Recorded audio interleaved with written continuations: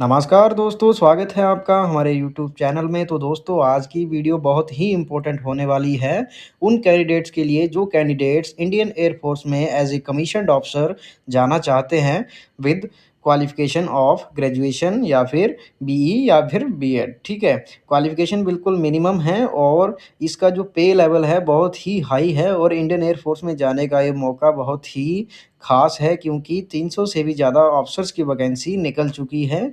Video में मैं detailed बताऊँगा एलिजिबिलिटी क्राइटेरिया क्या है, सिलेक्शन प्रोसेस क्या है, कैसे इस पोस्ट को अप्लाई करना है, क्या-क्या ऐसी जो आपसे जो नोटिफ़िकेशन में ऐसी चीज़ें माँगी गई हैं, जो आपको फॉर्म में भरनी हैं और इस वीडियो में मैं आपको बताऊँगा कि कैसे-कैसे आपका सिलेक्शन प्रोसेस होगा, कैसे-कैसे आपका जो फिज़िकली है, जो फिज़िकल चेकअप कैसे होगा, मेडिकल चेकअप कैसे होगा और सिलेक्शन प्रोसेस कैसे होगा।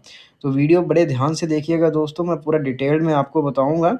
समय ना गँवाते हुए चलिए वीडियो को शुरू करते हैं। तो इंडियन एयर फ़ोर्स ने ministry of defence government of India की जो ऑर्गेनाइज़ेशन है, उन्होंने नोटिफ़िकेशन निकाल दिया है एफकैट का 2/26 जो कि एनसीसी स्पेशल एंट्री या फिर गेट एंट्री भी कह सकते हैं। ठीक है, पोस्ट का नाम है कमीशन ऑफिसर। इसमें flying branch and ground duty technical and non technical post जो हैं वो दोनों शामिल है।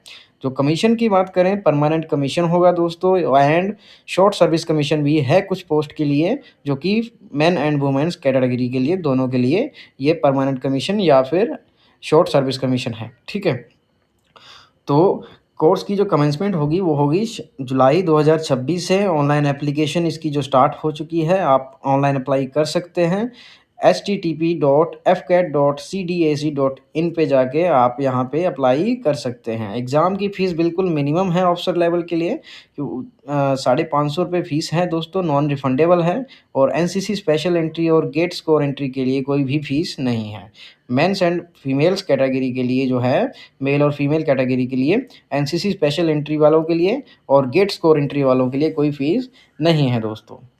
तो बात करते हैं पे लेवल की। पे लेवल बहुत हाई है दोस्तों, इसका पे लेवल जो है वो 56,000 से 1,78,500 रुपये करीबन इसका मतलब 1,90,000 पे करीबन आपकी पेमेंट होगी विद एमएसपी। ठीक है, तो एमएसपी आपकी 15,500 है, इसको इंक्लूड अगर करते हैं तो आपकी पेमेंट 1,90,000 1,95,000 के करीब पहुंच जाएगी और जो अदर अलाउंसेस हैं फ्लाइंग के वो अलग से आपको मिलते हैं। ठीक है, ऑफिशियल वेबसाइट का मैंने आपको बता दिया है। ठीक है, fcat.cdac.in पे आपको जाना है, वहाँ पे आपको अप्लाई करना है। अब बात कर लेते हैं इसकी इम्पोर्टेंट डेट्स की। इम्पोर्टेंट डेट्स की आपकी ऑनलाइन रजिस्ट्रेशन जो स्टार्ट हो चुकी है 20 तारीख से स्टार्ट हो जाएगी। 20 मई 2026 से 11 बजे से शुरू हो जाएगी और इसकी जो लास्ट डेट है रजिस्ट्रेशन की वो है 19 जून 2026 टिल रात के 12 बजे तक। ठीक है, कोर्स कमेंसमेंट आपकी जो हो जाएगी वो जुलाई 2027 से शुरू हो जाएगी। ठीक है, अब वैकेंसी की बात कर लेते हैं दोस्तों। तो वैकेंसी जो है इसमें फ्लाइंग ऑफिसर्स की जो वैकेंसी है वो 300 से ज़्यादा वैकेंसी वो एक्सपेक्टेड की जा रही है दोस्तों। इसमें अलग-अलग वैकेंसी में भी अलग-अलग ब्रांच वाइज़ इसको बाँट रखा है, जैसे कि फ्लाइंग ब्रांच है, ग्राउंड ड्यूटी टेक्निकल है, ग्राउंड ड्यूटी नॉन टेक्निकल है, सिंगल फ्लाइंग है या फिर ग्राउंड ड्यूटी टेक्निकल है। ठीक है, इसमें कमीशन में आपकी जो डिटेल्स है इसमें क्या-क्या आपको आप अब आपका किस टाइप का कमीशन होगा वो आपको देख लेना है। परमानेंट कमीशन होगा आपका मेंस एंड वुमेन्स का।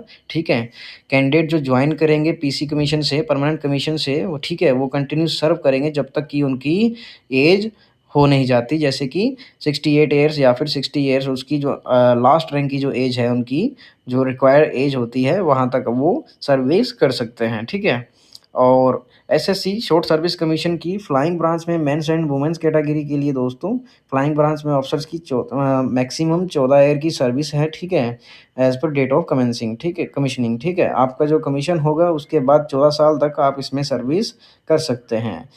सिमिलर एसएससी में ग्राउंड ड्यूटी टेक्निकल और नॉन टेक्निकल में मेंस एंड वुमेन्स की इनिशियल जो टेन्योर है 2 ऑफिसर्स का दोस्तों वो 10 साल का है। इसके अलावा भी आपको 4 साल का एक्सटेंशन मिल सकता है एज़ पर आपकी सर्विस रिक्वायरमेंट, अवेलेबिलिटी, वैकेंसी या फिर विलिंगनेस, सूटेबिलिटी एंड मेरिट के हिसाब से। ठीक है, और ग्रांट ऑफ पीसी, ठीक है। परमानेंट कमीशन आप बाद में कैसे ले सकते हैं, वो कैसे है, consider subject to service requirement, ठीक है। आपकी सर्विस रिक्वायरमेंट के हिसाब से, अवेलेबिलिटी ऑफ वैकेंसी के हिसाब से, विलिंगनेस के हिसाब से आप नौकरी करना चाहते हैं या नहीं करना चाहते हैं, सुइटेबली आप सुइटेबल हो या नहीं हो, आपकी फाइनल मेरिट पे डिपेंड करता है। और prevailing policies on the subject, जो पॉलिसीज बना रखी हैं उसके हिसाब से। SSC officer are not entitled for grant of pension, जो शॉर्ट सर्विस कमीशन है वो एंटाइटल्ड नहीं है पेंशन में, ठीक है। और एलिजिबिलिटी क्राइटेरिया की अगर बात करें तो दोस्तों आपका जो एलिजिबिलिटी क्राइटेरिया है, आपकी जो डेट है वो 1 जुलाई 2027 से जो मैं बताऊँगा उस हिसाब से होनी चाहिए, ठीक है। आपकी एज 20 से 24 साल होनी चाहिए एज़ ऑन 1 जुलाई 2027, यानी कि अगर आप 19 साल के अभी हो तो और 1 जुलाई 2027 को आप 20 साल के हो जाओगे तो आप इस फॉर्म को अप्लाई कर सकते हैं, ठीक है। आपकी जो डेट एज है वो 2 जुलाई 2003 से 1 जुलाई 2007 के बीच में होनी चाहिए, ठीक है। As upper age for candidates holding valid and current commercial pilot licence issued by DGCA, मतलब अगर उससे ज़्यादा एज लिमिट का कोई कैंडिडेट है, तो उसके पास डीजीसीए का दिया हुआ सिविल का कोई ऐसा लाइसेंस होना चाहिए जिससे उसको 2 साल की रिलैक्सेशन मिल जाएगी, ठीक है। 2 साल की रिलैक्सेशन मिल जाएगी तो उसकी एज मैक्सिमम 26 ईयर्स हो जाएगी, ठीक है। बोर्न बिटवीन 2 जुलाई 2001 टू 1 जुलाई 2007, ठीक है। तो उसकी एज क्या हो जाएगी, 1 जुलाई 2001 से 1 जुलाई 2007 के बीच में जो लाइसेंस होल्डर है उसकी एज होनी चाहिए, ठीक है। Ground duty technical and non technical में AFCAT entry, ground duty technical GATE entry scores, ठीक है, गेट स्कोर एंट्री, ठीक है। 20 से 26 साल इसकी उम्र मांगी गई है। 1 जुलाई 2027 से आप 20 साल के होने चाहिए और 26 साल से कम होने चाहिए, ठीक है। सिमिलर आप अगर 2 जुलाई 2001 और 2 जुलाई 7 के बीच में होनी चाहिए जिसके पास लाइसेंस होल्डर है जो पहले से सिविल में जॉब करते हैं, ठीक है। तो एजुकेशन क्वालिफ़िकेशन की अगर बात करें दोस्तों, तो एजुकेशन क्वालिफ़िकेशन की अगर इसमें बात करें तो फ्लाइंग ब्रांच में ग्रेजुएशन होनी चाहिए आपकी, फिज़िक्स, मैथमेटिक्स आपका 10+2 में किया हुआ होना चाहिए, ठीक है। बीई, बीटेक डिग्री होनी चाहिए आपके पास या फिर, ठीक है। बाकी आपका फुल जो नोटिफ़िकेशन है उसमें वो इनकी ऑफ़िशियल वेबसाइट पे अपलोड कर दिया गया है। मैं भी इसमें लिंक दे दूँगा, आप उससे चेक कर लीजिएगा दोस्तों। तो उसी हिसाब से आप इसको अप्लाई करना, ठीक है। ग्राउंड ड्यूटी टेक्निकल में आपने बीई, बीएड, बीटेक की होनी चाहिए रिलेवेंट इंजीनियरिंग डिसिप्लिन्स में, ठीक है। इंजीनियरिंग में आपने या फिर आपने रिलेवेंट इंजीनियरिंग डिसिप्लिन में किया हो, ठीक है। GATE score entry, candidate must have a valid GATE score in specific discipline, ठीक है। तो आपका वैलिड गेट स्कोर होना चाहिए, ठीक है। बाकी आपको जो डिटेल्स है ऑफिशियल नोटिफिकेशन में आपको मिल जाएगी, ठीक है। ग्राउंड ड्यूटी नॉन टेक्निकल में क्या है, graduation in relevant discipline as per the subject branch, ठीक है। आपकी सब्जेक्ट ब्रांच से जैसे आपने एडमिनिस्ट्रेशन, लॉजिस्टिक, अकाउंट्स, मेथडोलॉजी या वेदर सर्विसेज में आपकी उस हिसाब से ग्रेजुएशन होनी चाहिए, ठीक है। बाकी आपको डिटेल जो है ऑफिशियल नोटिफिकेशन में मिल जाएगी, ठीक है। पे एंड अलाउंसेस की बात करें दोस्तों, ये बहुत ही इंटरेस्टिंग बात है कि इसकी जो बेसिक पे है वो 56,000 से 1,80,000 के करीब रहती है और लेवल 10 की ये पोस्ट है, ठीक है। एमएसपी आपकी 15,500 है, 2 लाख के करीब यहाँ ही आपकी पेमेंट हो जा रही है। इसके अलावा flight candidate shell receive a fix stipend of RS 56,100 रुपये, ठीक है। स्टाइफंड आपको फिक्स मिलेगा as per during the one of your training, ठीक है। आपको स्टाइफंड जब आप ट्रेनिंग कर रहे होंगे तो आपको 56,000 बेसिक जो है वो मिलना ही मिलना है, ठीक है। अलाउंसेस की बात करें तो आप जब कमीशन हो जाएंगे अलाउंस आपको एप्लीकेबल हो जाएंगे आपकी ब्रांच और नेचर के हिसाब से, ठीक है। फ्लाइंग अलाउंस आपको मिलेगा, ट्रांसपोर्ट अलाउंस आपको मिलेगा, टेक्निकल अलाउंस आपको मिलेगा, test pilot and flight test engineer allowance मिलेगा, ठीक है। रिस्क एंड हार्डशिप अलाउंस भी आपको मिलेगा। ये सब अलाउंसेस को मिला के आपकी बेसिक पेमेंट जो आपकी जो नॉर्मल पेमेंट है वो 2,20,000 से 25,000 के करीबन पहुंच जाएगी। तो पे लेवल इतना हाई है इसमें कि दोस्तों आपको ये पोस्ट के लिए ज़रूर अप्लाई करना चाहिए अगर आप एलिजिबल हो या फिर आप इंटरेस्टेड हो, ठीक है। बात करें आपकी प्रिविलेज की तो आपको क्या-क्या प्रिविलेज मिलेगा, ठीक है। Air force officer are entitled to furnish accommodation, आपको अकोमोडेशन दिया जाएगा, ठीक है।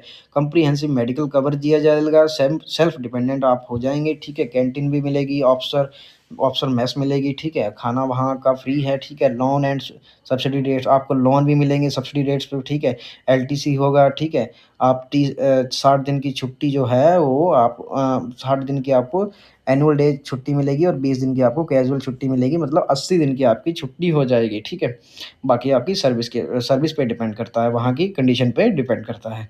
आपको इंश्योरेंस भी मिलेगा, जो इंश्योरेंस कवर है वो इंडियन एयर फोर्स के ऑफिसर्स को Indian air force group insurance society की तरफ से एएफजीआईएस की तरफ से आपको इंश्योरेंस भी मिलेगी, ठीक है। और इंश्योरेंस का जो डेथ कवर है वो आपका 1.25 करोड़ है दोस्तों, ठीक है। सिमिलर सिमिलर परमानेंट कमीशन के लिए जो रिटायरिंग सर्विस ऑफिसर हैं वो 20 साल से ज़्यादा 20 साल से ज़्यादा सर्विस उनकी होनी चाहिए, और SSC short service commission officer उनकी जो 14 साल से ज़्यादा सर्विस होगी वो, ठीक है, एयर वेटरन इंश्योरेंस कवर उनको मिलता है, जो कि 24 लाख का इनिशियल स्टेज पे ही उनका हो जाता है 15 साल के बाद, ठीक है, आफ्टर रिटायरमेंट, ठीक है। The annual transfer for this is RS 12 lakh till the age of 75 years, ठीक है। जो आपका ट्रांसफ़र है वो 12 लाख तक हो जाएगा आपकी 75 साल की एज तक, ठीक है। इसके अलावा आपकी एग्ज़ामिनेशन जो फ़ीस है वो मैंने आपको बता दिया है। एफकेप एंट्री के लिए ₹550 फ़ीस है इंक्लूडिंग जीएसटी, ठीक है। एनसीसी एंट्री और गेट स्कोर एंट्री के लिए कोई भी फ़ीस नहीं है, मेल एंड फीमेल कैंडिडेट दोनों के लिए कोई भी फ़ीस नहीं है, ठीक है। सिलेक्शन प्रोसेस क्या होगा? सिलेक्शन प्रोसेस इसका बिल्कुल ही सिंपल है। स्टेज 1 में आपका ऑनलाइन एग्ज़ाम होगा, ठीक है। एफकेट का ऑनलाइन एग्ज़ाम होगा, एनसीसी स्पेशल एंट्री का एग्ज़ाम होगा, गेट स्कोर स्क्रीनिंग होगी, ठीक है। स्टेज 2 में आपका एयरफोर्स सिलेक्शन बोर्ड जो है वो आपका इंटरव्यू लेगा, ठीक है, आपकी साइकोलॉजी चेक करेगा, ग्रुप टेस्ट होगा और इंटरव्यू होगा, ठीक है। और जो ये सब जो टेस्ट होंगे वो आपके वेरियस एएफएसवी सेंटर में होंगे, ठीक है। स्टेज 3 में आपका नॉर्मली मेडिकल होगा, ठीक है, एयरफोर्स सेंटर में, जो कि एएफसीएमई में है, ठीक है, institute of aviation medicine IMA में भी हो आपका मेडिकल एग्जामिनेशन होगा, ठीक है। स्टेज 4 में आपका फाइनल मेरिट बन जाएगी दोस्तों, आपको ज्वाइनिंग के लिए इंस्ट्रक्शन मिल जाएंगी, ठीक है। फिजिकल कंडीशन आपकी क्या होनी चाहिए दोस्तों? आप फिजिकली फिट होने चाहिए, ठीक है। और रिपोर्टिंग जब आप एसएसबी के लिए करोगे तो आप फिजिकल फिट हो गए, आपकी वहाँ पे एक 1 माइल मतलब 1.6 किलोमीटर रनिंग होगी इन 10 मिनट में, आपको 10 पुशअप निकालने हैं और 3 चिन अप निकालने हैं, ठीक है। तो जो भी आपका फिज़िकल क्राइटेरिया है वो भी आपको पूरा करना है। अब बात कर लेते हैं इस पोस्ट के लिए अप्लाई कैसे करना है। तो आपको जो इंटरेस्टेड कैंडिडेट हैं वो आप ऑफ़िशियल वेबसाइट पे इनकी जो मैंने बताया है https://afcat.cdac.in पे आपको अप्लाई करना है, ठीक है।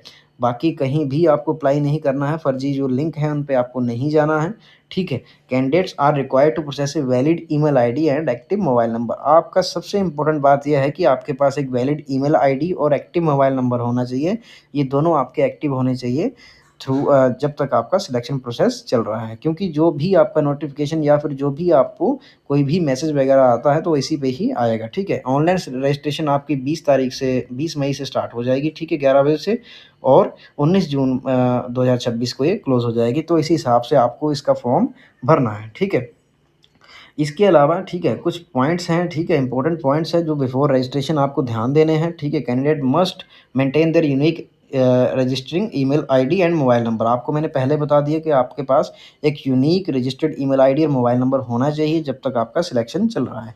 पैन कार्ड और अकाउंट आपका कार्ड होना चाहिए एसबीआई में आपका, ठीक है, अकाउंट आपका एसबीआई में होना चाहिए या फिर किसी नेशनल बैंक में होना चाहिए जब आप ज्वाइन कर रहे हो इंडियन एयरफोर्स, ठीक है। आधार कार्ड आपका मैंडेटरी है फॉर रजिस्ट्रेशन, ठीक है।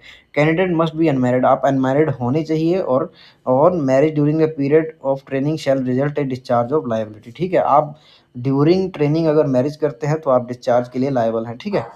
तो आपका अब ऑनलाइन अप्लाई जो करना है आपको fcat.cdac.in पे जाके आपको ऑफिशियल वेबसाइट पे डिटेल में चेक करना है, अपनी क्वालिफ़िकेशन के हिसाब से वहाँ पे अप्लाई करना है। कोई भी डॉक्यूमेंट आपको ऐसा अपलोड नहीं करना है जो कि बिल्कुल लो क्वालिटी में, बिल्कुल हाई क्वालिटी में अपने सिग्नेचर, फ़ोटोग्राफ्स और सारे डॉक्यूमेंट्स आपको अपलोड करने हैं, ठीक है। इससे रिगार्डिंग आपको कोई भी प्रॉब्लम आती है रजिस्ट्रेशन प्रोसेस में या फिर आपको किसी एडमिट कार्ड में प्रॉब्लम आती है तो ये कॉन्टैक्ट नंबर दे रखा है 9513252077, इस पे आपको कॉल कर लेना है या फिर आपको इनकी ऑफिशियल ईमेल पे fcat.helpdesk.cdac.in पे आपको अप्लाई, वहाँ पे जाके आपको अपनी क्वेरी डाल देनी है, ठीक है। तो इसके अलावा अगर और कोई जानकारी आप लोगों को चाहिए होगी तो मेरे को कमेंट करके ज़रूर बताइएगा। मैं कोशिश करूँगा आप लोगों को कि उसको सॉल्व करने की, और वीडियो से ज़्यादा अपने दोस्तों के साथ शेयर कर दीजिए, उन दोस्तों के साथ शेयर कर दीजिए जो इंडियन एयर फ़ोर्स की तैयारी कर रहे हैं, ठीक है? क्योंकि मौका बहुत ही मतलब बढ़िया है, पेमेंट आपकी 2 लाख से ऊपर है और आपकी लाइफ़ बदल सकती है, और अगर आप इंटरेस्टेड हो तो इस पोस्ट के लिए ज़रूर अप्लाई करिएगा, ठीक है? और चैनल को सब्सक्राइब कर लीजिएगा और बेल आइकन को प्रेस कर दीजिएगा। वीडियो को ज़्यादा से ज़्यादा शेयर करना और एक प्यारा-सा लाइक कर देना। तब तक के लिए जय हिंद, जय भारत।